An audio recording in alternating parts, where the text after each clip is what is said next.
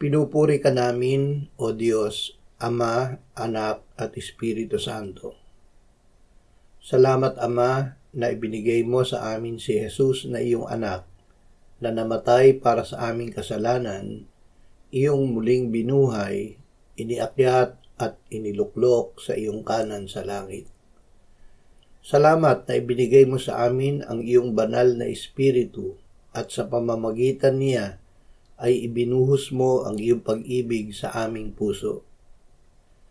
Panginoong Jesus, ikaw ang nagpatotoo na kami ay inibig ng Ama ng gayon na lamang o kaya't ikaw ay kanyang ibinigay upang kami ay sumampalataya sa iyo at magkaroon ng buhay na walang hanggan. Salamat na dahil sa iyo kami ay hindi mapapahamak. Amen.